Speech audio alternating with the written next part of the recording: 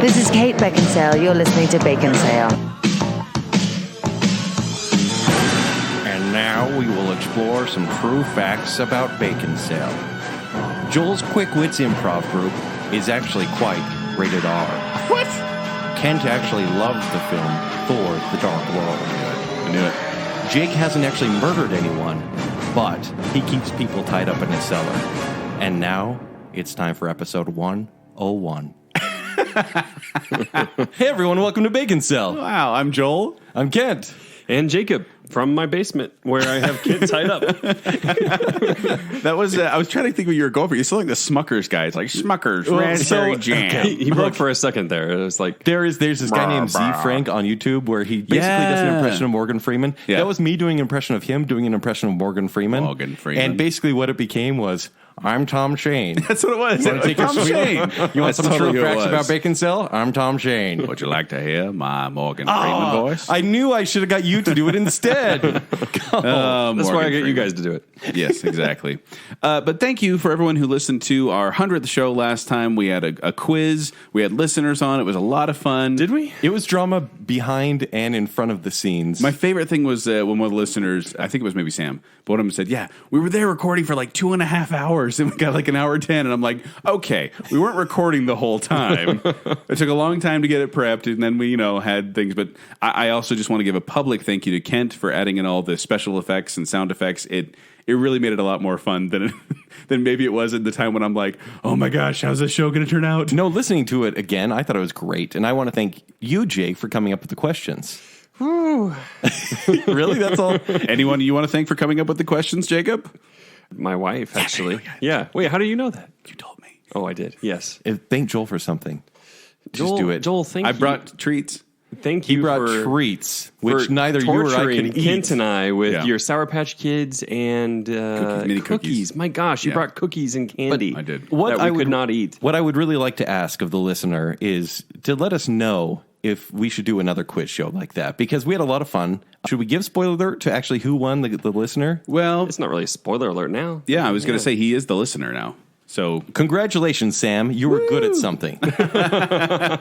Oh, he's smiling right now. For a limited time, because I would like to do this again, maybe more focused on Baconsale next time.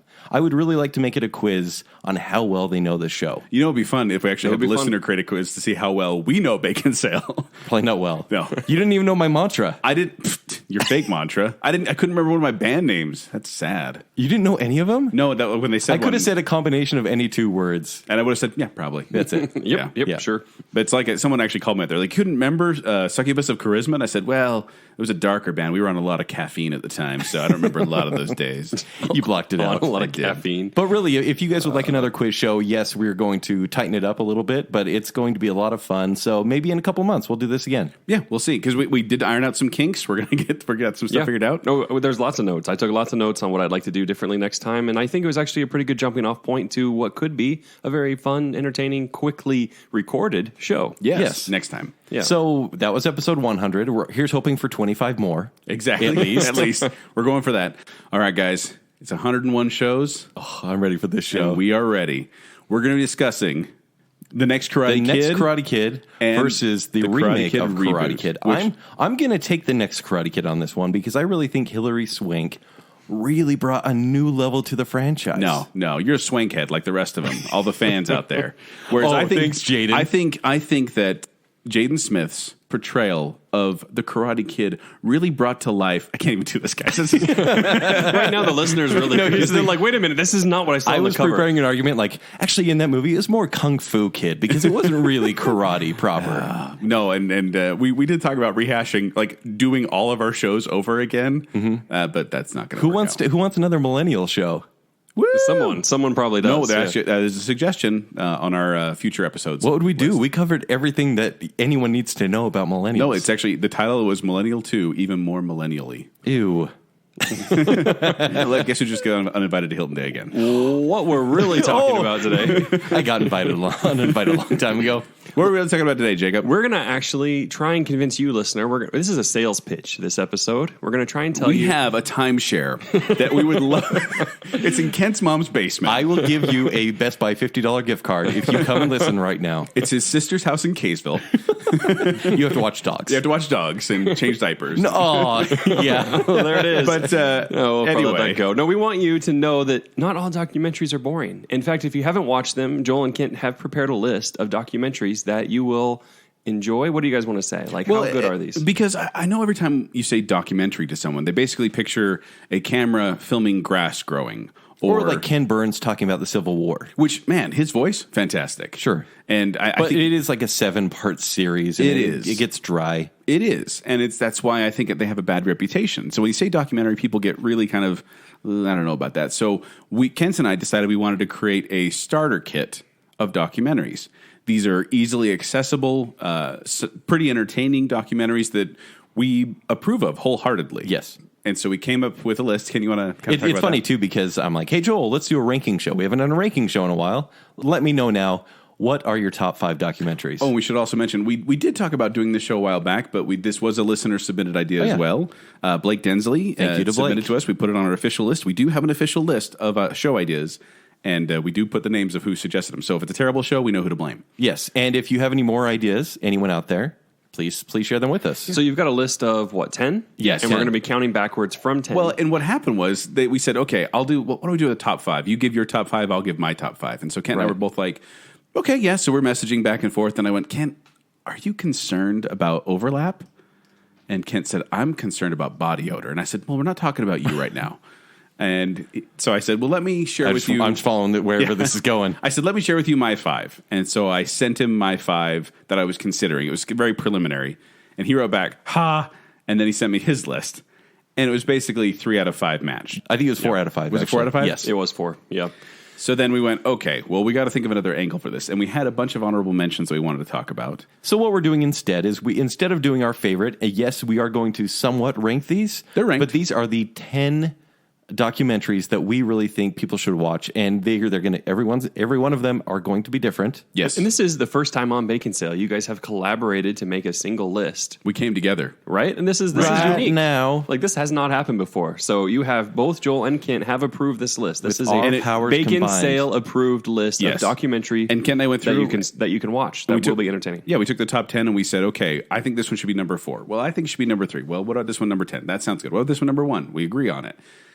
But at the same time, Kent and I have not seen all of the documentaries on the list. There's some that I've seen that he hasn't. There's some that he's seen that I haven't. I tried to get one of them. Didn't work out. We'll talk about it Oh, when we dang get it. there. Okay. All right. But we, through discussing what the movies were about, we kind of figured where they should go. So now we will start with number 10. All right. And we will go through and we will discuss your documentary starter kit. If you're still with us, and yes, we're talking about documentaries. We're going to use long, droning voices the whole time. Yes.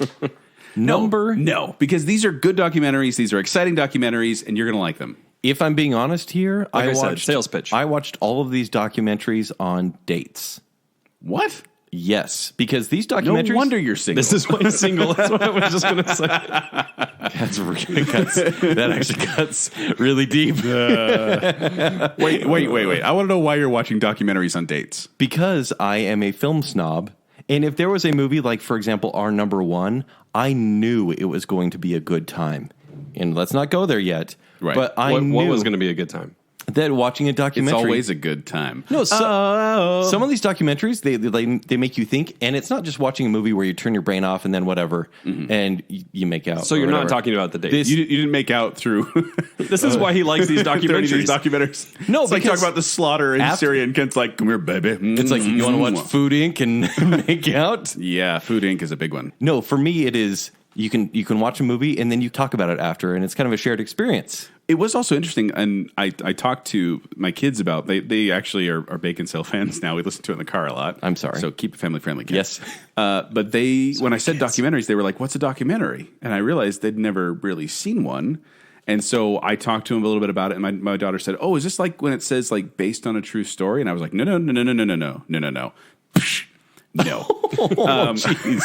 So they don't get to watch documentaries, and you punish them for not knowing Basically. the difference. Yeah, okay. But no, I had to explain to him that this isn't made up. This isn't like, well, this is essentially them pointing a camera and saying, here's what's happening and making it real. I'm trying to think of any example they would have. Like, do you have them watch Modern Family? I know they're a bit young. No. Okay, but like a setting like that where there's an interview type show. No. That would be the closest thing that maybe a kid has seen. Probably. Although they have like, some of them like... Well, there's Disney things. There's the Disney ones, like the one with the...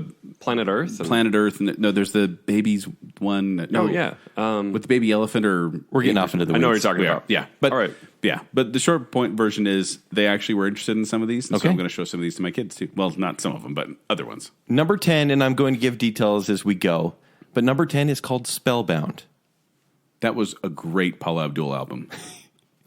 Yeah, it was, huh? Yeah. Wasn't there a Brendan Fraser? Is that and real? Are you Elizabeth making Hurley? that up? I think it is. I think my mind just shot off a random synapse, and I was like, oh, yeah, there it is. Kind of how Baconsale goes. So Spellbound came out in 2003. Just want to give the plot real quick. Just IMDb, so it's very short. Actually, it came out in May 1991 and featured hits such as Promise of a New Day, Rush, Vibology, and Blowing Kisses in the Wind, and Will You Marry Me? Oh, yeah. Can you sing? Will you marry me, boy? I was just going to ask you. Thank you so Is that much. the only one you can sing? Because that would be disappointing. Off that album? No, what was the first one again? Rush, keep it down now. No, What was the first one? The Promise of a New Day. Oh, yeah. Yeah, you know Promise, of yeah. a New Day. Yeah, we all know that one. Yeah. Vibology, I don't know. Yeah, Can you make it up, please? Yeah, Vibology? Yeah. That's easy. That's Split in the Back Circle. All right, Kent, back to you. Should we talk about documentaries today? Yes. So Spellbound follows 8 teenagers on their quest to win the 1999 National Spelling Bee. Now, Ken, you're starting off with a spelling bee contest. Yes. And I have not seen this one. It's in my queue, actually, like my Netflix queue, along with My Kid Could Paint That and a bunch of other documentaries I haven't seen yet. But why are you starting off our top 10 with a spelling bee? Like, those are pretty boring, right? And they're all just smart kids anyway, so who cares? This is number 10. Except for number 10, though, of great documentaries. I have several honorable mentions. I do, too. This movie is tense. You Yeah? feel the nerves as the kids go stand up, and they get words such as, you try to spell these real quick. Okay, I'll do it. I will. Okay. Encephalon. What is the country of origin? It is Ukraine. Can you spell it in a sentence? Can you use it in a sentence, please? Yes, I saw a large encephalon. Encephalon. ENCEPHA. CY. See, and at that point in this CY? movie, no, at that point in the movie, a kid would have fainted. And you see this; they capture this on camera where kids get up there. So what they do is they interview kids beforehand, and they're like, hey, your name is Harry, and by the way, Harry is the character for the movie. He is really strange. When you say character, you mean like He is just the most bizarre? zany. Like, he feels like he's almost like a written character because he's such a strange kid. Okay. And he talks to the Sorry camera. Sorry if you're listening, Harry. Sorry, Harry. He talks to the camera like a robot, and you just kind of laugh because he's actually, they're all adorable, but they're so smart. Their whole lives has been dedicated to this. Their parents are pushing them. It's almost like a pageant sort of thing. It does feel like a pageant. Except they are up there to maybe spell 10 words and win for whatever purpose. But it is so captivating. And by the way, some other words, Logorrhea. Can you spell Logorrhea? I don't practice Logorrhea. LAG. No. Oh. This movie is rated G because it has a couple of adults smoking in 2 scenes. Wait, do you have to say why it's G? And the last That's like saying what it doesn't have. the last rounds get intense in a way a sporting event might. Oh, there you go. Where do you get these explanations? That's just IMDb. The Parents Guide on IMDb. It's my favorite thing to read. If I am ever bored, I just go read the Parents Guide. Yeah, it's fun. But so you cannot find this one on Netflix. You have to rent it from DVD Netflix or any digital source. So whether it's Vudu or iTunes or whatnot. I did check the local library and they did not have it. Okay, because the library would actually be a good source for many of these. Yeah, a lot of these are there. So I found this one really interesting. We're going to talk a little bit about trivia. I don't want to get too deep on this one, but go for it. I looked at like all the kids because there are 8 kids it features, and you see Is that legal after your restraining order? the movie, the documentarian follows the 8 kids. And the thing is, all of these kids went to college and they got masters in great things like from NYU. They're all brilliant kids. And granted, you can see that because they're all in this National Spelling Bee. Because you always wonder when And you they're see those spelling kids, encephalon. it's like, what does that give them an edge in life? Yeah. Like, for example, one of the girls, MTV, is like, hey, can we follow you and just do a series on you, like while you're going to college? And She that turned was- it down and that was because Sookie. and it was Sookie. Her life fell apart. And the parents are so into this. You've got to see this movie. I honestly think the kids will really enjoy this. Okay. Because you kind of feel the pressure of just being But I don't young want my and- kids watching that and be like, I want to join a spelling bee. Yeah, maybe not. I want to spell seguidilia. Seguidilia. All right. SEGWIDILIA. W Ah, R A no. G M silent Q. But here's just a fun fact about it. So there's a kid named Ted, and his school was really excited for him to go to the National Spelling Bee. So they said, Ted's our champ. And so they made this huge marquee, and they misspelled champ. It was CHAPM. No. Ted's our Chapham.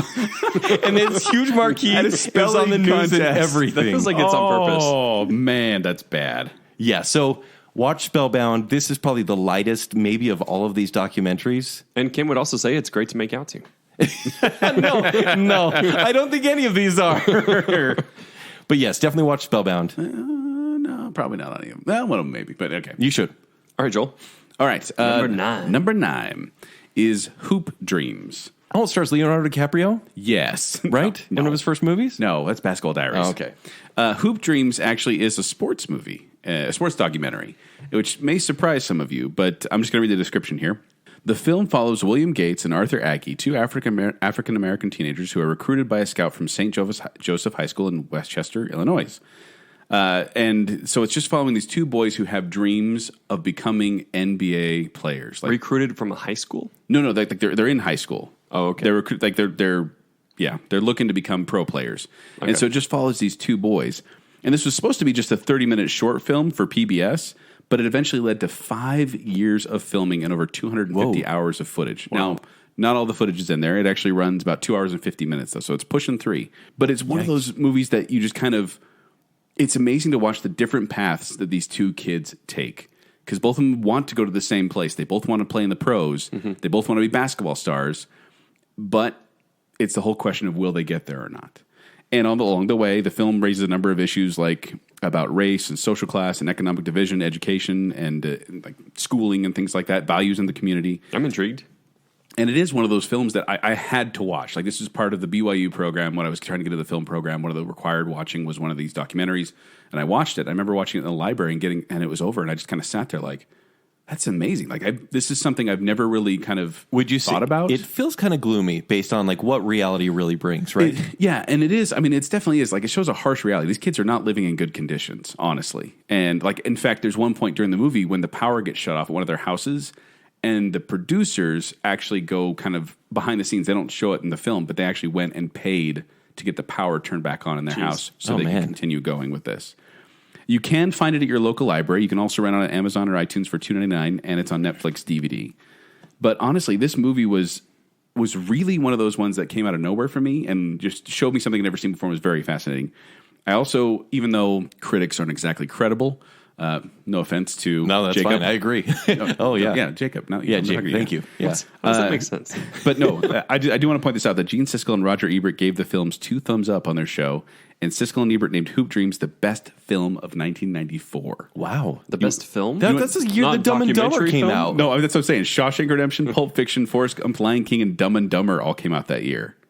And honestly, Ebert, in his initial television review, said, quote, "This is one of the best films about American life that I have ever seen," and later called it the best film of the decade and, quote, "one of the great movie-going experiences of my lifetime." Wow. It's a good thing I never really trusted his opinion. Yeah, well, that's... But no, I really want to see this movie. Well, and I really don't agree with Ebert that often, but this also had a pretty big impact on the Oscars in general, because this movie and another documentary called Crumb weren't eligible for... Or they didn't make it to the Oscars. They weren't nominated. And a bunch of other movies got in. And apparently Ebert with some other people, I don't know their names, but I have them here, but it's too many notes to get through. They actually went to Price Waterhouse and had them turn over the results, and they found out a couple things. They found out, first of all, that the critics had a system where they would watch the movie on the screen, and they'd give all the critics flashlights. If someone didn't like it, they would turn on a flashlight and point it at the screen, and when you got so many flashlights, they just turned the movie off, and then they wouldn't watch the rest of it. It's like America's Got Talent. Kind of. That's the weirdest thing ever. And they said they didn't make it to 20 minutes in Hoop Dreams. And so Ebert was furious. It makes critics sound like they're part of a cult. It does. Also, they found out that a couple of the nominators, what do you call those? Academy members, they would give they would give zeros to every single film they didn't like, and then give a 10 to the ones they did want nominated. And it would completely skew the voting. Like, there was one film that received more 10 votes than any other, but it wasn't nominated because it got zeros from a few voters, and it pulled it down. Do you think anything's changed? Yes, and actually they did. The PricewaterhouseCoopers said they were going to revamp the way they did the voting for documentaries, and there was some reform after this because of Hoop I'm sure Dreams. it's still not great, though. No. I'm sure it's not either. But Remember when that deserving movie won and then lost? yeah. Yeah. Well, and also since it's in Boyhood, and I mean, there's, Yeah, there's exactly. several, yeah. there's apparently sporting rules that you can't get paid in the NCAA, as you know, for performing or anything like that. So to stay eligible for college basketball, neither player's family received any money from the film sale while in school. However, Yeah, later that's a on, thing. the two boys were later made full partners and received shares equal to the producers. Oh, very cool. That's very cool. So it's a good story, and it's not. I'm going to say this: it's not like uplifting. Well, it is uplifting, but it's not like you watch it, you're like, wow, that was awesome, woo. It's more of kind of a whoa. But it sounds like it's strangely relatable, even Yes. though we're not inner city kids trying to be in the NBA. Well, in my pitches, and that's the thing is, I've never wanted to play in the NBA. I did. But I really did. I used to tape my fingers together like Jeff Hornacek did. I don't know why Jeff Hornacek. He's a and John jazz player. Stockton- Yeah, exactly. Yeah. Everyone knows that in Utah. But I sit there and practice free throws all day with your fingers taped. with my fingers taped. What does and then that I do? It's just it helped him with his precision. See, I taped my fingers so I could do the Spock thing. But anyway, but the reason I pitched this to you is because if you've ever had a dream, if you've ever wanted to be someone, or if you've known someone who's had those types of dreams and you kind of want to see, I wonder what happened to that person. It's not that person, but you can definitely relate to Hoop Dreams. So I recommend Hoop Dreams. cool. They're number I'm gonna 9. watch it. Very cool. Number 8 is called The Wolf Pack.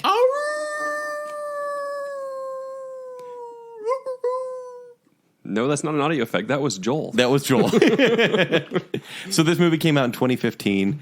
Joel, I know you haven't seen this one. Jake, have you seen this one? Nope, I have not. I haven't even heard of this one. Okay, you actually, can find until this guys one mentioned on it. Netflix right now. Wolfpack. Streaming? The Wolfpack. Is Streaming it on actually about Netflix. wolves? It is not about wolves. In fact, That's deceptive. I'm out. These are supposed to be documentaries. Jake's like, my favorite movie of the Facts. decade is Spellbound about spelling. Hoop Dreams about basketball. See? Wolfpack? No wolves. Yeah. What's this The going to be Gray. about? The Gray, I didn't even see it, even though it was about wolves, because I didn't know it was about wolves. What color are the wolves, Kent? They're gray. They're gray, I suppose. Whose voice are we doing? Yeah, I think that's Jake having a conversation with himself. That's the voice. Huh? Yeah, so I like brown wolves. Jersey. Yeah, it's a Jersey voice when I'm talking. Liam Neeson and wolves. It's a great movie. All right, what's the Wolfpack about? It's about wolves, Jake. Okay, that's a relief. No, it's not. So confined in an apartment from a New York housing project. Let's just skip to Joel. No, this dude, is you don't this want is good. to. This is Oh, one I okay. actually want to see. 6 brothers learned everything they know about the world through watching films and spending their time reenacting their favorite movies with intricate homemade costumes. So just to kind of give a little bit more than that synopsis. So this is you and Joel. No, because they're not allowed outside. So these, What? there are like 8 kids in the family, but these 6 brothers, that's who the focus is on. There's a little sister and stuff like that, but basically their father is almost like a cult leader. He will not let his kids go outside, and they live in a New York apartment. They're looking down on New York downtown. Yeah. But they are not allowed to go outside They are. They get out like one. There's one. They get out once a year. once a year. And there's 1 year where they didn't get to go out at all, and it's just kind of And weird. so basically they are seeing the world from their window. How could weirdos like this allow documentary people to come and record? It's crazy because they interview the father a few times, and you just get this weird feeling like he doesn't really. the special feeling. No, definitely not the special feeling. But you can tell that That's he not is, who he's watching the documentary with. he is. You want to make out? Like, These it's- guys can't get out of their room. It's this form of abuse for his kids, and then his wife is really oppressed. She hasn't seen her family in like 30 years. And so they're all just stuck. They're prisoners in an apartment in America. Like, it's actually kind of crazy when you're watching this. But they have windows, but their window to the world is their TV. And so they know movies better than anyone because their dad goes and he'll go to Best Buy or whatever, and he'll pick up DVDs and just say, hey, kids, here's what you have to do. And so they'll watch these movies, and just by watching them, they will handwrite their screenplay.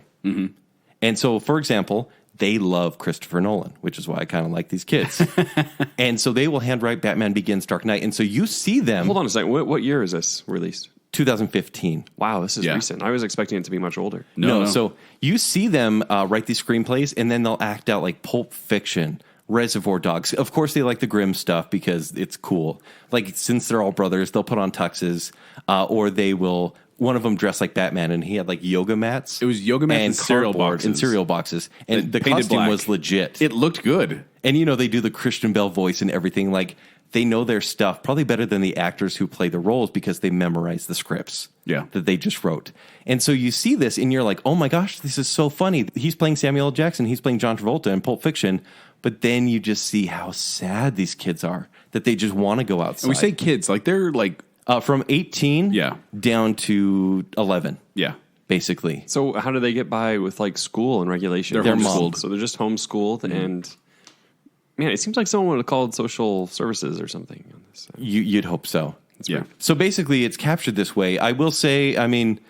We're trying to avoid spoilers. I want to avoid spoilers because there are some great quotes in here. Basically, when one of the kids sees a park, he says, "This is just like 3D." Like that, and you hear that line and you go, "Oh my gosh." Yeah.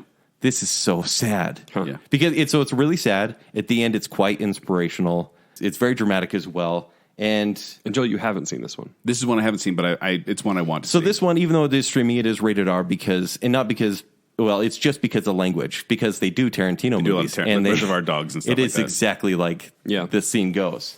I definitely recommend this one. Does Tarantino use language in his movies? I don't know. Is that a thing? Right?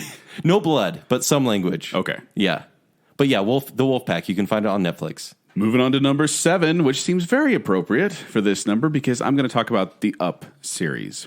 Now, if you haven't heard of the Up series, Is this about Pixar? Yes, exactly. Make 7, up yours. Kent. Yes, that's the slogan. No. It was. Friendly. No, it's not. The Up series, the reason, if you haven't heard about it, it's probably because you're American. Because this is a British series. It's a very British series. I haven't heard about it. Is there wolves in it?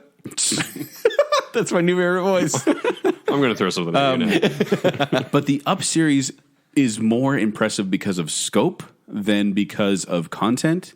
Because it started in I have it here a second, 1964. And this group of documentary makers interviewed 20, the first one has 20 children. And they picked children from different socioeconomic classes and kind of put them all together and just did the interviews of these little kids. And they did it because they said they wanted to get a glimpse of what the year 2000 would be like. Wait. So they started what year again? 1964. And they said, what do you think the year 2000 will be like? Well, they talked about what they want to be when they grow up, and they figured they'll be, kind of grown-ups and on their own. Do you know how in they the year chose these 2000. kids? Or was it a certain area? They picked them just from different classes, Okay, basically. socioeconomic classes. And the whole point was they wanted to say, hey, let's see, this kid. They basically wanted to prove that once you're in a class in England, you're kind of in that class. Okay. And there's not a lot of, bucking around and doing other things. But it's turned into a series where they've been doing it every 7 years since then. So the first one's called 7 Up. The second one is 7 plus 7. And then from then on, it goes to like 21 up, 28 up. I'm going to do this. I'm going to count by sevens. 35 up, 42 up, 49 up. And then they're on 56 up was the last one they did. Yay, Joel. Yay, counted by Good job, sevens. man. But all the kids, you basically get to know these kids. And the first one's, I think, it's like 20 minutes or 30 minutes. Oh, that's it? Yeah, but then I think the second one is a little bit longer, but then they turn to feature length as they go on. So this is a pretty big commitment if you want to get into it. I mean, I actually looked it up, and it's 40 to 135 minutes each per film, and then it's 769 minutes or 12 hours and 49 minutes if you want to watch the whole thing. It feels like this should be like found in a collection. So it Or do you have feels to watch them one by one? Well, okay, so if you go to Amazon, you're going to have to rent them like one by one for $1.99. And you can get them from Netflix DVD, also one at a time. But you can get them from the local library in one set. And so if you go to the great. library, it's Okay. there. You can watch the whole. Yeah, I wouldn't recommend watching the whole thing in one sitting. But people, these kids are now, middle aged and older, and they are celebrities. Like one of the guys talked about how he was going with Buzz Aldrin somewhere, and someone asked them just like stop them and ask them for an autograph, but they asked the guy instead of Buzz Aldrin for the autograph. Oh, nice. Well, how are they celebrities then? Well, they're celebrities because of these movies. Just because of the documentary. Yeah, like people Okay. people follow these, and please don't take this the wrong way. This is kind of a precursor to reality TV, where they're taking these people, just ordinary people, showing their ordinary lives, and because they're on the screen, it's changed their lives. Now, some of the kids How do actually you take that the wrong way? people Well, like, 'cause people people like don't like reality, reality TV. TV. Yeah. So yeah, don't judge it by that. But like, and one of the guys said that this was his poison pill that he has to take every 7 years, but he does it out of obligation. But other people have said that, like one of the people said that it kept their marriage together, like these films. Because they're like, we have to report on our marriage, so we got to stay together. Well, and initially the director did admit that initially he really did try to, make it about politics, and he said he was playing God basically and kind of feeding them information and portraying them a certain way and then watching them turn out that way. But then he says, I've since repented of that. I don't want to do that anymore. I just want to show them for who they are. But is he? Because it seems like it's interfered so much in their lives that because of the documentary, their lives haven't turned out the way they would have normally. Well, maybe, except for, here's the thing. It's every 7 years, and each subject is filmed in about 2 days, and the interview itself takes about 6 hours. So every 7 years, a 6-hour interview. No big deal. Yeah. So it's not because of that, but they do maybe get treated a little different. Although I looked through, and I haven't really heard of any of these people. Like, they're not famous, and a lot of them just went on to live ordinary lives. And only one of the kids out of the 14 has decided he doesn't want to participate anymore. Everyone else is still there, and they're still going. And they're planning on making the next one, which I did the math. The next one will be in 2019. So can't wait. Here goes out to Bruce, Jackie, Simon, Andrew, John, Peter, Susan, Charles, Nicholas, Neil, Lynn, Paul, Suzanne, and Tony. Are those your kids? That's half. We finally know. But there. So the Up series, and this has been parodied, like Simpsons did a parody of it with Springfield Up and things like that. And it's very well known in the UK, but here in the US, not as much. So this is like the movie Boyhood on a much larger scale. Do I have to be in a certain mood to watch this? Well, here's the thing. I've only seen truthfully, I've only seen like the first 3, I want to say. I mean, it was all clean. I don't remember anything inappropriate, but I don't know how it gets on later on. It's British, so there could be some cheeky. Could be some naughty language. But it's really kind of just this, especially in the beginning, just kind of this. It is drab, I will say. But then once you get to know the kids and you start kind of to know their personalities and then see where they end up, it's fascinating to watch. And so I'm looking forward to seeing the rest of them, and I'm looking forward to them making them basically until the last one's alive. I hope they keep making these. Okay, Cool. that's very cool. All right, next one. Number 6 is called The Cove. Number 6. Oh, that's the one with I know, with Leonardo DiCaprio. Yes, that's the beach. Oh, okay. There is actually a Close movie enough. called The Cove, I think. Anyways. There is. I can't remember who's in it, but So The Cove came out in 2009. This is probably the precursor to Blackfish, which I don't racist. like. I do not like the documentary Blackfish. Blackfish, for all it claims to have done, has actually been debunked in a lot of different Yes, it has. areas, and yet people still claim to it.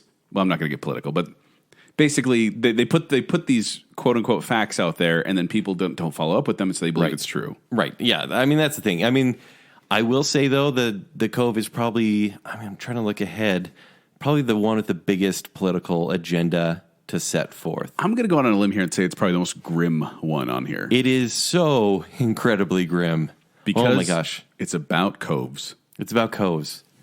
nothing brings you down quite like that. No, it's about dolphin slaughter. So, okay, here it is. Using state-of-the-art equipment, a group of activists led by renowned dolphin trainer Rick O'Barry, who used to train for the show Flipper back in the day. No, it's true. Like you pointed at me like as if I'm a Flipper fan. Joel's a big Flipper fan. Joel loves Flipper. So I so want to do a dolphin noise right now. do it. I can't. They infiltrate a cove near Taiji, Japan, to expose both a shocking instance.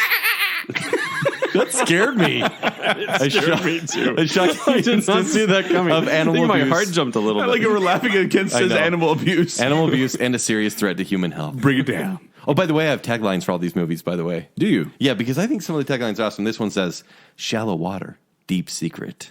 Dun, dun, dun. This movie is terrifying and intense. Wait, how's it terrifying? It's terrifying because you see what they're doing to these dolphins. Essentially, it takes place in one literal cove. You've both is seen in this Japan. one. This is the one I tried to rent and couldn't. Hey. So this Not is even librarian this can is basically find the what DVD. happens. All these Japanese fishermen. I mean, they're doing it. I mean, this is a big industry, so they're not just basic fishermen. What they'll do is they'll go bang like giant pans in the ocean, and they get like this like line, a boundary, and they start banging these pans, and they scare dolphins into one cove. I'm talking hundreds, if not thousands, of dolphins into this cove, and then spear them to death. The previews that I've seen, Is it just like the water is for red. food or like, what's the Everything purpose? they do sell. They say they sell about 1/10 of them to that shirt you're wearing, Jacob? It's dolphin. Yeah, they say they're selling a fraction of these dolphins to not like SeaWorld exactly, but other water parks. But most of these they're for food, and it's just so grim. Actually, the worst scene in the movie, and this is in the trailer, is the blue water turns red. Like a bright and you red. see nothing through this red. This is horrifying. It is horrifying. In fact, Joel said he was going to watch this last night, and I'm like, I just ruined that guy's evening.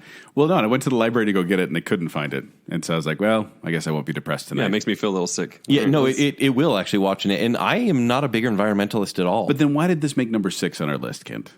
Why? Yes. Because if it's so this grim, one, if it's so grim, so hard to watch, why are we recommending it as in our starter? No, kit? honestly, this one really got to me. It like I was going to say, I'm not an environmentalist. I don't really care about animals. Like, I hate dogs. So if it was dogs being slaughtered in the water, I'd totally be fine with it. Oh. That sounds really awful. It's messed but up, honestly, this one, it made me feel so many emotions that I thought I never could. Like, I was like, I'm not in tears because I don't cry in movies, but I was like, I'm crying some. I really felt the plight of these animals and everyone trying to protect these animals. And honestly, half of the enjoyment in this movie, and I say enjoyment in quotes, is watching this crew take the risks that they do. Basically, they get, because Well, yeah, I can't imagine they want this to be filmed. they are not allowed, and actually in many scenes, these like the Japanese military comes after them and stuff like that. But they build rocks. They build cameras in rocks, like it's state of the art cameras, like it said, and they hide them in the cove. They have underwater microphones planted as well. And the night that they break into this cove to put all this stuff, it's a heist movie. Oh wow! They do it in like night vision, and you're feeling it. Your heart's like pumping. You're like, oh, are they going to get out of here? Is Hayden Panettiere in this one? So Hayden Panettiere, actually, and another actress, Isabel Lucas, they showed up in one scene, and this is like, it's kind of a little too convenient. Is that the Heroes? Yeah, Save the Cheerleader. Save the Cheerleader girl, yeah. So they show up because they're part of the Save the Whales Foundation. They show up on surfboards as these dolphins are being slaughtered, and you can see them in a scene in the movie, and they're just crying because there's nothing they can do, and they're just asking them to please stop. And you're like, oh man, I hate Hollywood celebrities, but that's a terrible place to be. It is. It's such a downer. Not all of these can be like super inspiring. It's true, which is why we wanted to do a variety. Well, there has to be some sort of transcendence to it because they've got the message out there. They really, really did. Yeah. It is good for them. It is a bit controversial because much of the Japanese government, they're like, you made us look like murderers and barbarians. Yeah, they're not happy. And then the director is basically like, look, I love the Japanese people. I just don't think the government is telling them what's happening. All the mercury that is poisoning their food is coming from these dolphins. It's rising. Mercury Really? rising. Mercury Rising? Yeah. that reference from like 1993? I got to do something to lighten the mood, Kent. So this one, actually, the director, he was a National Geographic photographer. This one won the Best Documentary Oscar. Right. Yeah, actually, this one had an opposing documentary made by a Japanese woman called Behind the Cove, and it was just kind of like saying, whaling is a great part of our economy, yay. And I know that there's a slant here, and I generally hate that, but this one made me feel. I do want to point out, too, that like it's almost impossible to do an impartial documentary because every time you're doing a documentary, it's because you think a story needs to be told. Now, some of these documentaries try to be more objective. Other ones definitely have a slant. There's some documentary filmmakers who've made a whole career on very, very slanted and very irresponsible documentaries. Here's what I like about our list of documentaries is there are some like Wolfpack and Hoop Dreams, although the producer did or the director did pay for the lights to come back on, where you never see the director or anyone else. They don't do that on screen. That's off screen. Okay. Yeah. You never see anyone on screen. Whereas like this movie, you see the director and his crew going in to plant these rocks. Wow. And, they're like, So, all right. There you go. Let's go to number 5. Well, okay, speaking of delicious dolphin meat, my number 5 is Super Size Me. Now, this is this is one of those that I think this is one I think is good because everyone has heard of this in some form. Usually, Oh, that guy who ate McDonald's for an entire month. It almost seems cliche at this point. It does because, it's still it was a kind of a groundbreaking documentary because it became mainstream. Wasn't this one debunked though? Well, and I'll get into that. Okay. So for those of you who don't know, it's a 2004 American documentary film directed and starring Morgan Spurlock, who ate McDonald's every day, for every meal, every day for 30 days. I feel like we could do that. Don't even. I feel like we have done that. Should we do that? No. I mean, I'm on a diet right now, but like after? No. No, that's not happening. You basically have already. And so they document the drastic effect that this choice and this food is doing to him as he goes through it. And along the way, it's not just about that. It kind of talks about the corporate culture of McDonald's. They interview people about McDonald's, and it all spawned from this lawsuit that came of these girls who basically said that McDonald's made them fat. So they were suing McDonald's because they made them fat. Mm-hmm.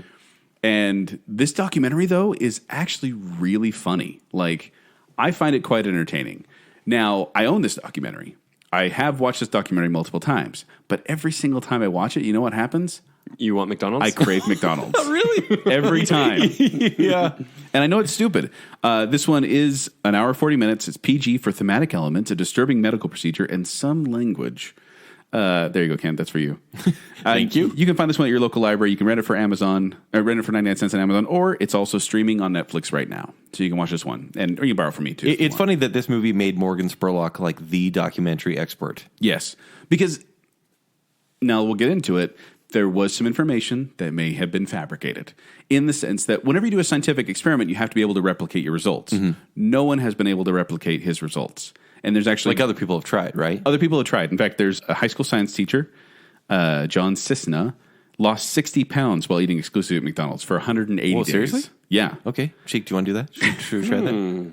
And then this other person, Sosoweli, said, the first time I did the diet in April 2004, I lost 10 pounds, going from 175 to 165, and lowered my cholesterol from 237 to 197, a drop of 40 points. Well, yeah, but there's a lot of, what was the original guy eating? Were they eating the same stuff that he did? Like, is that diet actually available? Although, the part of the thing is, and part of the criticism comes from the fact that, first of all, his numbers don't add up as to how much he ate versus how many calories he took in. Mm-hmm. And secondly, he tried to limit the number of steps he took every day because he wanted to take the average number of steps a human would take, or people would take. Whereas these people they ate the food, but they exercised normally. Well, one of them did. The other one, I think, just did the same kind of experiment.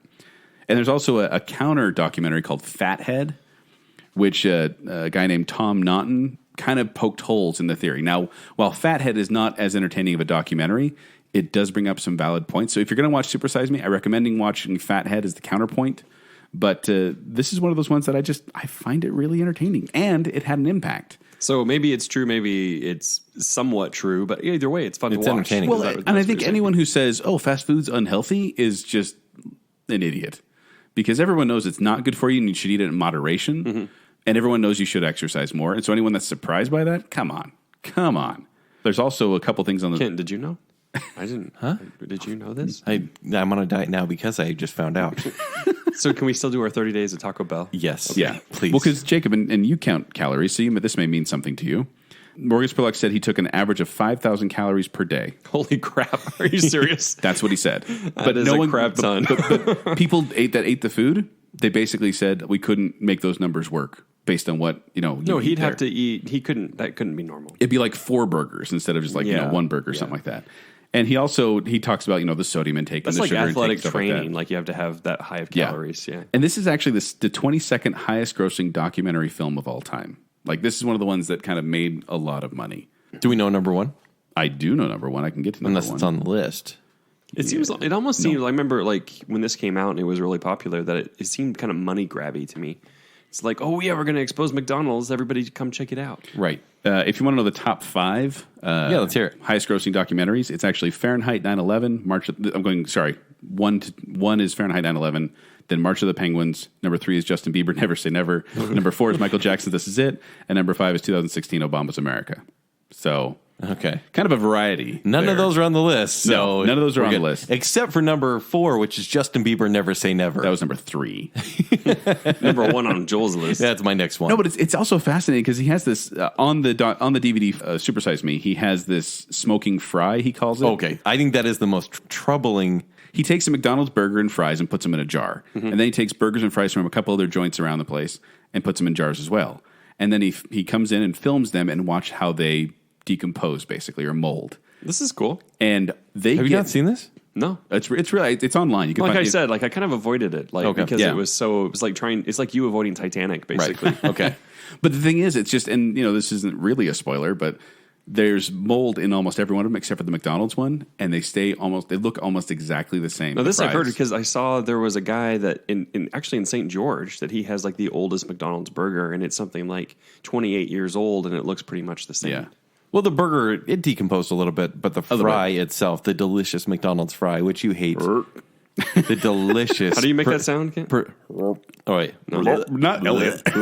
What is going on? I was trying to do Kent's noise, but I couldn't remember what it was. He's like, he looks at the fry like 4 months later. He's like, it looks like I bought it yesterday. Yeah. It was crazy the amount of preservatives in that thing. Well, that which means it goes right through you quicker. But here's what I was going to say, though, is watch this documentary not for informational purposes, but for entertainment purposes. This is a fun documentary to watch, but don't take everything as gospel truth. So, number 5. All right. Number 4 is Catfish. No, it's not, Kent. I've been lying to you this whole time. The tagline is, don't let anyone tell you what it is. I know, and I'm worried you're going to spoil this. You don't want me to spoil any of it. Well, explain what catfish means. I think that would spoil it. What's number 3, Joel? No, I think we do need to talk about this because there is a TV show about it, and it's a common term. This movie has created a term. Yeah, it's culturally significant at this point. Do you know why they call it catfishing? Like why they came up with that term? Well, they describe it in the movie. They do. Do you have the definition? I do. Okay, well, go for it. I'm going to have that from the movie. So I'm going to give the plot first. Okay. Young filmmakers document their colleagues' budding online friendship with a young woman and her family, which leads to an unexpected series of discoveries. Yes. When I saw the trailer for this movie, I honestly thought Didn't it it was seem like the scariest movie ever? Because they talk about, oh yeah, this girl you met online, let's go meet her, and then they walk up She's to really pretty, and they go to a barn in the middle of the night, and it was like that's all the trailer shows. It was like, what's going to happen? Why did they go in the middle of the night? Well, you'll see. find out. It's a road trip. And this is a road trip movie where, honestly, it seems a little bit fake, and we're going to go into this. We will. But they're like, hey, we're filming you, and you've been talking to this girl, and you've talked to her whole family. That's so weird. And her little sister made a painting for you. Yep. Like, they seem really attached to you. You've never met her.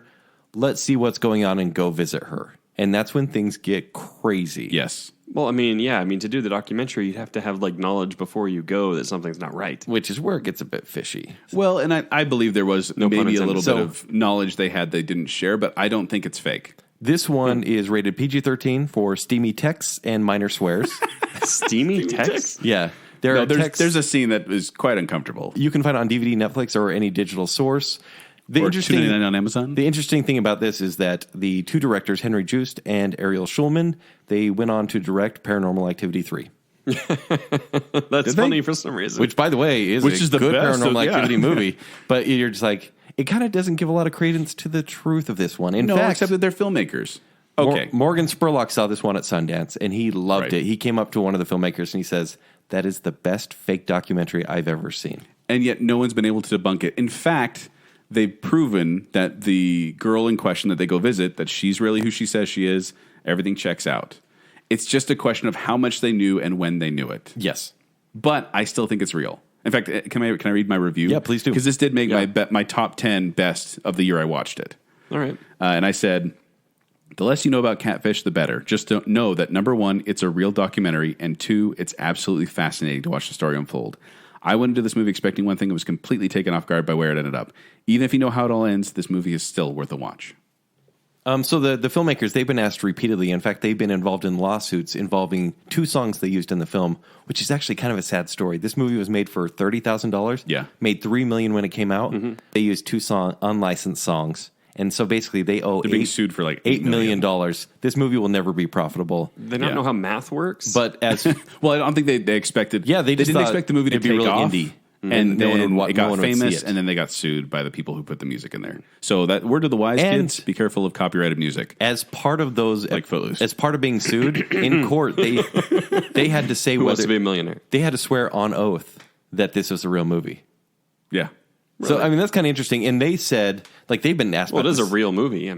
Yes, exactly. hey, that's how they beat the lie detectors. So they basically said, hey, we had 250 hours of video to streamline, and we had to basically create a narrative and a clear representation of what happened. So yes, it seems very entertaining, and it seems very manufactured, just because we had so much footage that we had to kind of tell the story. Well, I want to get into the term too, because for those of you who are listening to this podcast, you probably have heard the term catfishing, but and I want to be separated from the plot enough where I can feel like it's like this, but and it's not going to give too much away. But essentially, catfishing just means you're presenting yourself online in a way that's not how you really are. That's what catfishing is. Like Reno Mahe had that. Was it Reno Mahe? No, it wasn't. It was Mateo. It's a bait and switch online. He had an imaginary girlfriend, and they called it catfishing. I remember being like, "It's a thing. They're using the term." But in the film, one of the guys in the film relays a story about how when live cod were shipped from Asia to North America, the fish's inactivity in their tanks resulted in only mushy flesh reaching the destination. However, fishermen found that putting catfish in the tanks with the cod kept them active and thus ensured the quality of the fish.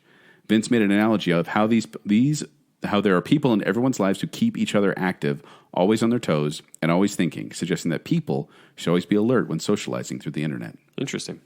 I know. So kids, don't believe anything. Don't believe anything you see on the internet. But Catfish, I know this wasn't mine to talk about, but I highly recommend it. Yeah, it's a lot of fun. Kind of like you said with Super Size Me. Like even if it's true or not, this will entertain the socks off of you. Yeah, it's fun. Is that seriously. all when you're on the date? It's fun. No, because honestly, it's half scary movie, and then it's actually kind of emotional. Yeah, like that. And that's like all I'm I gonna said, say. Caught me at the end. I was like, I did not expect that.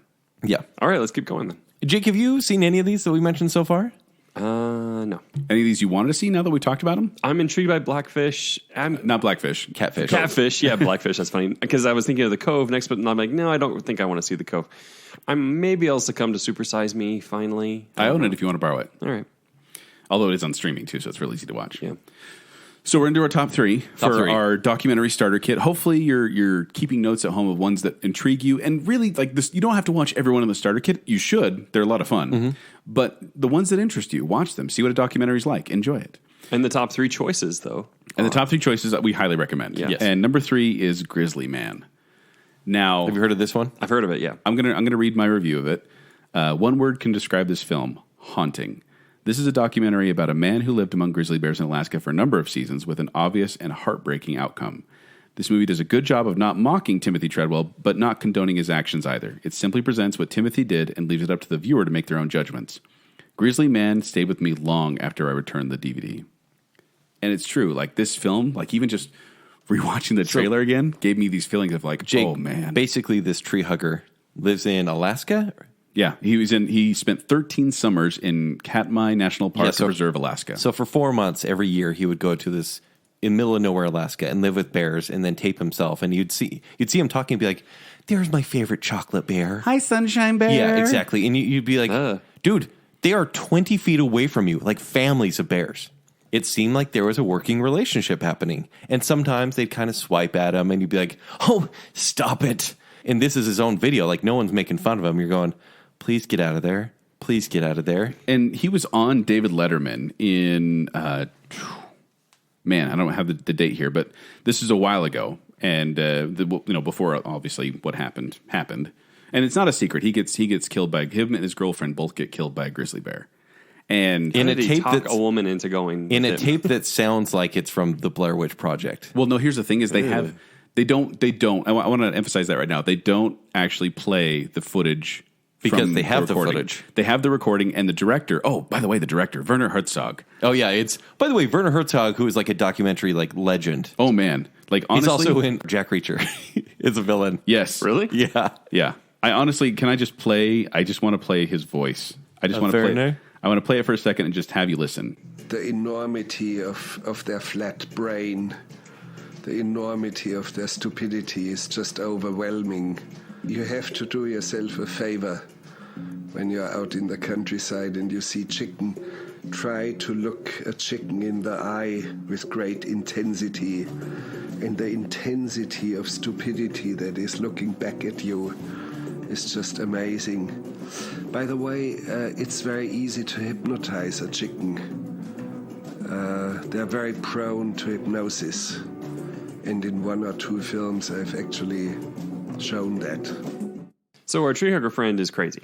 Yes, but the narrator does a great job. Well, no, he's not. That's the thing. He's not crazy. Like they portray him. Like I said, it's kind of this. It's very objective in the sense of this is just who he is. He thought he was doing good, and then they talk to people who think he's crazy. They talk to people who think he's saving, like not saving the bears, but just he's helping or something Raising like that. awareness. I will say, for the record, a lot of the nature preserve people and the rangers said, no, this is not good. This is going to get bears used to humans, and he's going to get injured, and indeed he was. It runs 1 hour, 43 minutes, and it is rated R for the language. But you can find it at your local library, $2.99 on Amazon, or it is on Netflix streaming right now, and you can watch it. But this, oh man, this is a haunting film. Mm-hmm. Like after getting talking about Catfish and Super Size Me, like this is a darker one. So this really makes me wonder though how much of his grisly death that we're going to actually see. You don't see any or hear. I mean, no, you don't see any. In fact, so they just refer to it. So what happens is they talk about what happens, and then there's a scene in the movie when the director has headphones on and he's listening. He's listening to the recording that someone has and gives to him. And he listens to it, and then he takes off his headphones and just says, "You need to destroy that. No one should ever have to hear that." And they describe it though. They describe kind of what happened, but there's no portrayal of it on screen, and it is kind of worse in that way because your mind just makes up kind of what happened, and they talk about kind of the scene as it was found when they got there. And know what's creepy about it is he knew this bear. He knew the bear was a grouch. He knew the bear was a huge grouch and was watching him for a long, long time. Yeah, because he's friends with many of them. Yeah, and like he names them all, he knows them all. But he keeps watching what he shows. I mean, the buildup, buildup of, hey, that bear's just been watching me. Yeah, from across the stream, and you're like, oh, stop it, because you know right at the beginning what happens. Like right at the beginning, it sounds like a horror movie. It kind of is, but at the same time, it's more of a drama because it's not like the impending doom is there. It's just like a kind of an ironic doom where it's behind you the whole time, but just that feeling of. And this one is haunting. It really is haunting, but man, it's well done. So, Grizzly Man or The Cove? Which one do you want for your happy weekend? I'm scared to watch this one. All right, number 2. Number 2 is way more lighthearted. Yes. I think we're going to just keep it lighthearted from now on. That's a relief. Thank heaven. Well, and like we said, we wanted a variety of documentaries here so that you can see what the documentary genre has to offer. Is this the Pixar story, Kent? Yes. It is, isn't it? It's the Pixar story. I like that one. It's the Pixar story. Yeah. I love it. So this film is from 2008. It won the Oscar for Best Documentary that year. It is Man on Wire. Not Man on Fire. Yes. And actually, Man on Wire is not just a play on words to kind of, parody Denzel Washington's movie. The cops actually called him. Movie too. The cops actually called him. We got a Man on Wire. And so it kind of just carried over. Yeah. So this is a look at at tightrope walker Philip Petit's daring but illegal high wire routine performed between New York City's World Trade Center. I have seen this one. The Twin Towers in 1974. What some consider the artistic crime of the century. Yes, and this is not the Joseph Gordon-Levitt fictionalized version. The Walk. This is not super fictionalized, though. Not super fictionalized. No, that was fairly close, as I recall. Well, yeah, but I mean, because Philip was involved. Philippe was involved. But this one is kind of more the real story, kind of showing the behind the scenes. And I mean, the real story, but also dramatizations. Yes. A lot of it, actually. Yeah. Yes. And that's the thing is you talked to more about when we talk about The Cove, you talk about how it's a heist movie. Mm-hmm. This literally plays out like a heist movie. Yeah. But it's a lot of fun. This one's a lot of fun to watch. So this one is PG-13. Watch this with a select people because there is sexuality and nudity and drug references. There's surprise nudity. Yeah. It's like you're watching the movie and all of a sudden it's just like, hey, whoa, okay. It's like it's in black and white and they do it really quick. Yeah, it's like a sped up Keystone Cops kind of thing of naked people. So was it like the last time we went to Kent's party? What? Just my party. I wasn't at that party. Yeah, his parties get like that. But no, this one's really fun. So you can find this one on Netflix. It's streaming right now. You can also find it at your local library and $2.99 on Amazon. So actually, I found this interesting. The guy has done 35 major walks, and this is like highly publicized walks. He's done probably countless on his own, right? Yeah. And he's been to places like the Notre Dame. He walked between the two cathedral towers there. Mm-hmm. Also Sydney Bridge, Louisiana Superdome. Half of these were illegal. And then kind of when he gained popularity after this, after the Twin Towers, right, people were asking him to come to their landmarks to walk. Well, and this movie gave me vertigo. Oh, yeah, absolutely. This really did get my palms sweating, like just thinking about it. Because then he gets out there between the two towers and he lays down. Have you seen The Walk with Joseph Gordon-Levitt? I didn't watch it, no. So that one, I mean, granted, it's not real footage, so it's not quite as nerve-wracking, but you see it from his perspective. Right. And it actually made me sick. Oh, yeah. No, it's unsettling. Yeah. I think we watched, I think I watched that one with you. He makes me sick, too. Was that you IMAX? Yes. IMAX 3D. Oh, my gosh. Yeah. And I felt that even though this is kind of like Grizzly Man, you know the outcome, but even as he takes that first step, because heights is like my fourth greatest fear, you feel... Women, sharks. No, sharks. Sharks? No, women. Women sharks. No. Yeah, shark women. Yeah. Then, Yeah. Well, so it's women, sharks, shark women, no, heights. No, you're missing one. Ketchup and eggs mixed together. That's not a fear. It's so gross. You're grossed out by it. It's not a fear. It's a fear. I'm totally bringing that to our next sleepover. Hey, that was the party we had that Jake's talking about. Anyways, actually, so he's fallen once in his career, and it was actually kind of like this, like not even a big thing. And so he actually was invited to be part of the circus when the circus was still around, and it was on a practice walk. So there was no audience or anything. He was just practicing on a high wire, and he fell 45 feet, and he only broke a few ribs. Jeez. That's impossible. Yeah. Like, it's crazy. No, I think what the did he guy land? was Like, That's like 5,000 calories a day. Oh my gosh. It's impossible, right? I mean, the guy basically has anti-gravity. I mean, he only broke a few ribs after falling 45 feet. Or he's defying gravity. And if you care to find me, Look towards the western sky. has no one told you lately That I love you. Have I told you? It fell apart. Yeah, okay. Typically does. But go watch Man on Wire. Like I said, there's some kind of suspect stuff at the end in terms of content. Yeah. But this movie will get your heart racing. Cliff like cut it right out. Oh, yeah. And then I that recommended makes it to my sense. brother, and then he watched it and was like, what the heck? And it's funny because Philippe is so animated in the way he describes this. He is kind of crazy. He's crazy. He's kind of crazy. Like, honestly, it's But kind you of the same you actually can't help but love him grizzly man type of thing where it was just like, you're like, something's off with this guy. But just to explain a little bit further, like 1974, that's when the two towers were being built. And so they had to get past like all these security... Twin Towers. Twin Towers is Tolkien. Yes. So they had to actually get past all this, like the security and, construction to make this happen. And it was just crazy. Yeah. Man on Wire. Great times. Yes. All right. Is number one next? Yes, it is so we're going next. to do honorable mentions. We're going to do honorable mentions real quick. I'll run through mine real quick. So Trekkies 2. I'm not a Star Trek fan, but these films were so much fun to watch. You haven't even watched any Star Trek. I have. Oh, what? Oh, yeah, you watched some of the I'm original. watching the original series, That's and I've seen like 6 of the movies. But I'm not on the a Star Trek card? We were talking about it before we were recording. I mentioned First Contact, and he hadn't seen it. You've never seen it? It may be the best Star Trek movie. It's excellent. I've seen the one with the whales, and that one's the best one. The Voyage Home? Yes, that's the No, one. it's not the best one. It's a good one, though. Hey, we're not doing our. Is it? We're not doing it It's yet. okay. Okay, but here's the thing: is We found Undiscovered Country is pretty good. guys, we're not talking about Star Trek. We're talking about Trekkies, the Yeah, documentary. that was pretty good. Yeah. But Trekkies is a story of been a Star long Trek time. fans. Yeah. And actually, there's a huge debate around this because Trekkies say they want to be called Trekkers, not Trekkies, and so it's become a controversy. There's actually Trekkies and Trekkies 2, a lot of fun to watch. Also, Babies. It's a 2010 French film, and it follows 4 I found newborns. that so boring. Really? Kent hates watching babies. It actually, to me, it relied on cute babies. He'd and rather, that was it. He'd rather, No, the he'd thing is, rather play it with shows- dogs than it watch shows babies. This one, I don't think there's dialogue, but it shows a baby growing up in Mongolia, a baby growing up in Africa, a baby growing up in Japan, and a baby growing up in San Francisco. This was recent. I saw a trailer Yeah, for 2010. this. This felt like an Ann Geddes documentary. These are my honorable mentions, Ken. Okay, I'm sorry. So, Keep going. but no, this one was. I thought it was really good because I love seeing how these different, like, okay, maybe this is me getting a little bit on my soapbox. We're so protective here in the U.S. about how we protect our babies from everything and every germ and like that. And then the Nambia baby's just sitting there being like, I'm eating dirt, whatever. And it's fine. Like, they're not worried about it. Yeah. March of the Penguins, which I did put on there as my honorable mention, Kent, even though he went, "Bleh." Yeah, I think that movie is so overrated. I think it's so boring. Second highest grossing documentary of all time. And Morgan Freeman narration. And then finally, my last honorable mention is Best Worst Movie, which is so much fun because it's a movie about the making of Troll 2, which is one of the worst movies ever made. And if you haven't seen Troll 2, stop listening to this podcast right now and go watch it. Really? Well, maybe wait till we're almost done. So yeah, watch it after it's over. But it's such a bad movie that it's good. And then this documentary they talk to the actors. They talk about how it was filmed.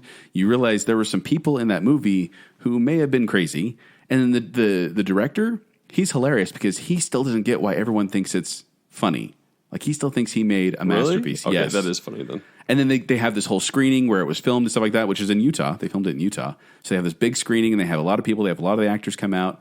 And it's so much fun. So Best Worst Movie is an honorable mention. It didn't make our top 10 because it is kind of, niche. But I recommend watching that one. All right. Ken, your honorable mentions? Let's hear it. Yes, my first one is Exit Through the Gift Shop. This one is about modern art, essentially. It's directed by Banksy, who does like all the mysterious like graffiti art kind of around the world. He's the scoundrel. It's kind of a shtick, I guess. But he directs this movie and essentially kind of punks his own genre. There's like art studios in New York and throughout the world that have graffiti art or pop art. Right. And so he gets just like this schlub and he says, hey, I want you to make this graffiti art and see if you can become famous. And so this guy does, and he becomes famous and gets a big head, and all he's doing is stealing other people's art. But that's the thing. Banksy says, maybe like critics and art itself is a bit broken. And that's actually my next one. My Kid Could Paint That is my next honorable mention. I want to see that one. You should. So it's about like a 6-year-old girl who paints basically like a Jackson Pollock sort of thing. Mm-hmm. But with a lot of splatters. Yeah. People love it. And it kind of follows her, and like she's on the news and everything. But then everyone's like, hey, wait, the father's a failed artist. Like, maybe we should investigate this further. And that's where the documentary goes. Ooh. And so they try to verify who actually did this. Oh, there's one called Senna about I think he's a Formula One racer. No, he's a designer for the Hunger Games. Senna. Oh, That's dear. Senna. Cinnamon. So Senna is a race car driver and went through a horrific accident. And it's kind of a great but really sad story. That one was actually on my list because I'd heard You should a lot of watch good things it. about that one. Yeah. But those are my 3. Cool. So then Kent and I are both going to talk about our number one, which we actually agreed on without collaborating. Like, we both went, this is our number one. Yeah, this is my number one. I own this one. I watch it occasionally because I pull it out. I'm sure you do the same. If I get a large group together to watch movies, this will probably be my go-to movie. This is a fun one to watch in a group, especially. Yes. It's a 2007 American documentary film called The King of Kong, A Fistful of Quarters. Jake, have you seen this one? I've heard you guys talk about it, King of Kong, but Yes. that's it. So, and this is essentially the battle to get the high score on a Donkey Kong arcade game. And it sounds nerdy, and it is quite nerdy, but oh man, is it hilarious. And it's because these real people turn into this, main protagonist, Steve Weeby, I can never say his name, Weeby. Well, before we mention him. Oh, okay. Unless you were giving the plot. Sorry. Oh, no, I was going to say, basically, it's Steve Weeby versus Billy Mitchell. So this movie goes back to 1983. Yes. And they had basically an arcade championship in New York City. Oh, wait, do they have footage and stuff? From Footage. Okay. Yes. Okay. Billy Mitchell, this wonder kid of arcade games, comes out and gets the high score in Donkey Kong. I want you just to picture Billy Mitchell with me. I want you to picture long mullet hair. Nowadays, this is him nowadays. Yeah, and a big old mustache. That's right. Billy Mitchell. And he is one of Steve the Weeby, best. I want you to picture high school science teacher. Yes. That's Steve Weeby. Billy Mitchell is one of the best movie This is villains. kind of funny already. Yeah. One of the best movie villains of all time. And it's here's the thing is like Billy Mitchell actually got mad at the documentary makers because it's these two guys battling for the high score basically. And Billy Mitchell is the king. Everyone loves Billy Mitchell. Everyone, because this nerd underground is like, he's a legend. He's had the best score for 30 years. And this is Mullet Man. Yes. Yes. Not the geek. And But then there's this other guy. But in he's his- a villain. There's Like, this other guy in his garage, and he's like, hey, I want to try to get the high score. For some reason, Yeah. I'm going to get it. And so he sends a videotape of him getting the highest score ever, sends it to the Guinness. Twin Galaxies. Yeah, Twin Galaxies, which is kind of the Guinness checkers for video games, the Yeah. Guinness World Book checkers. It's an organization that monitors video And game scores. because they're so on Billy Mitchell's side, they say the video it's no good. Like there They've could have totally avoided the there could have video. been some editing. There's some tracking issues here. You could have edited the video. Also, And so they bring Steve Weeby Into and Billy play. Mitchell into a competition together. yes, and it is amazing. And you kind of didn't get quite to where I wanted to go with the villain thing because Billy Mitchell, he's a villain in this movie. Like he is straight up the villain. Like he's just this cocky jerk.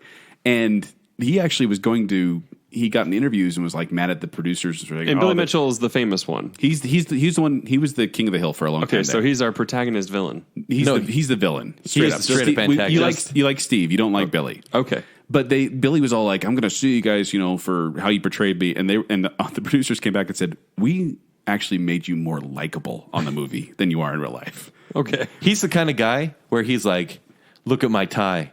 I'm the best. Yes, he says And that. he's like, what does he say? Like, it has like an American flag on it. And he's man. like, 3 letters say that because I wear this tie, I'm the best. And they're like, what are the letters? TIE? And he's like, USA, I'm the best. Something like I mean, that. it's just so stupid. Like this.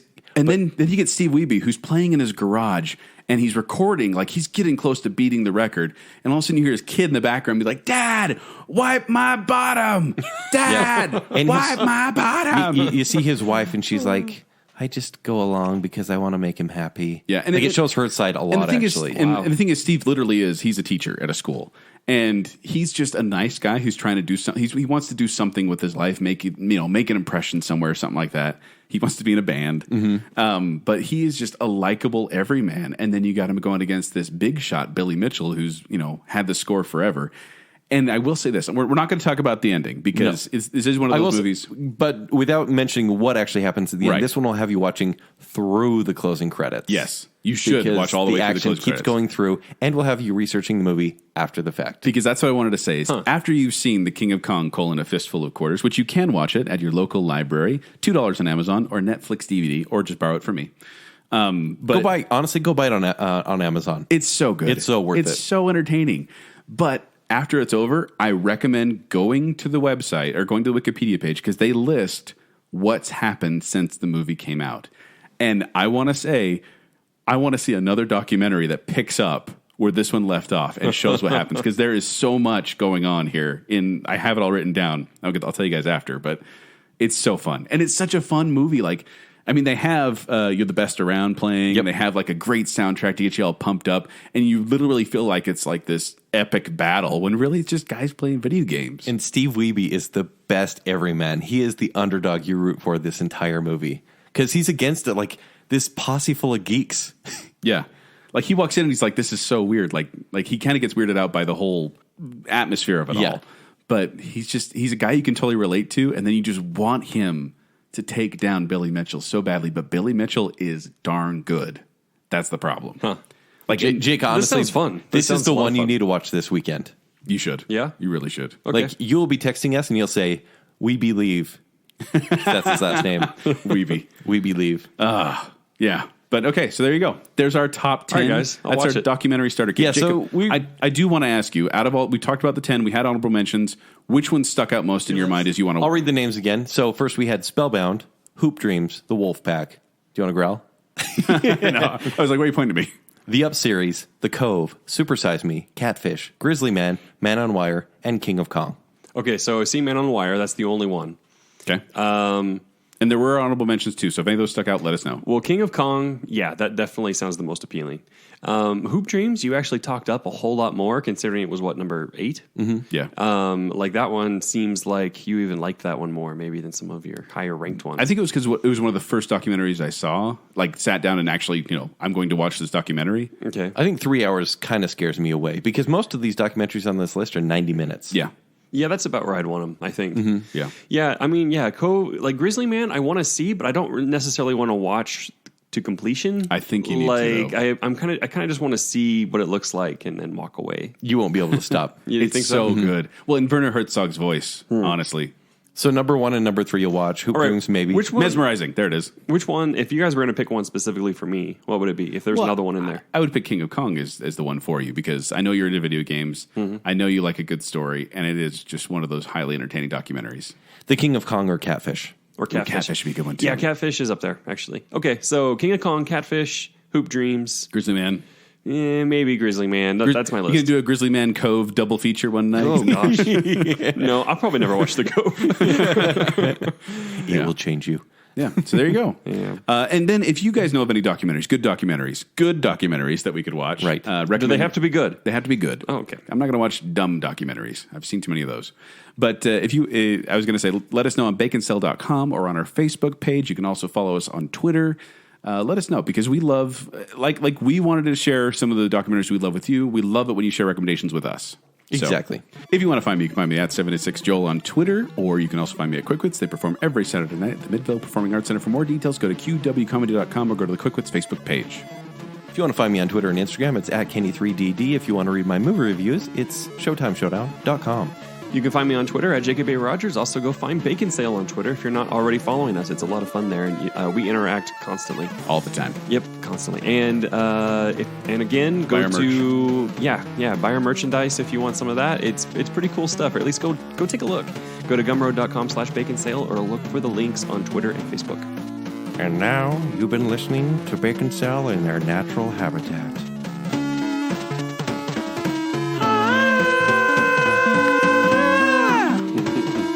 Come from the land of the ice and snow.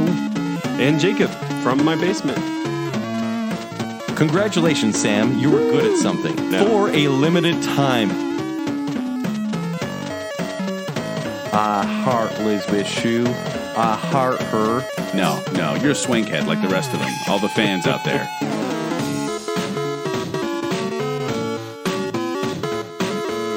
The title was Millennial 2, even more millennial. Ew. No. So they don't get to watch documentaries, and you punish them for not knowing. Basically. If I am ever bored, I just go read the parents' guide. No wonder you're single. This is why he's single. That's what I was just going to say. Will you marry me, boy? Is that legal after your restraining order? And you just get this weird feeling, like he doesn't really... The special feeling? And Kim would also say it's great to make out. Here goes out to Bruce, Jackie, Simon, Andrew, John, Peter, Susan, Charles, Nicholas, Neil, Lynn, Paul, Suzanne, and Tony. Are those your kids? Joel's a big Flipper fan. Joel loves Flipper. Is it actually about wolves?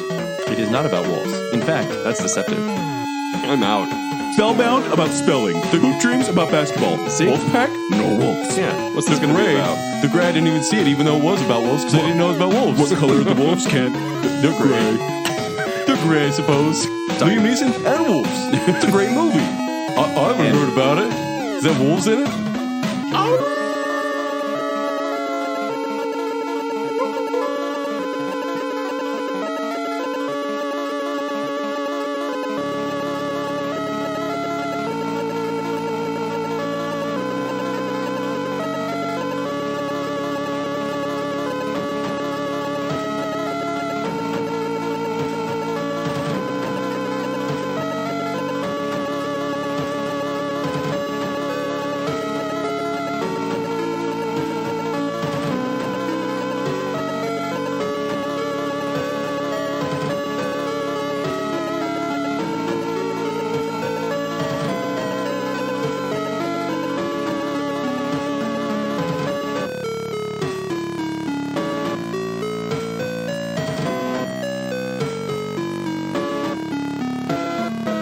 Well, okay, speaking of delicious dolphin meat, It made me feel so many emotions that I thought I never could. I gotta do something to lighten the mood, Kent. This one is rated PG-13 for steamy texts and minor swears. Women, sharks, shark women. No, heights. no, you're missing one. Ketchup and eggs mixed together. That's not a fear. This felt like an Ann Geddes documentary. I'm eating dirt. Whatever. Dad, wipe my bottom.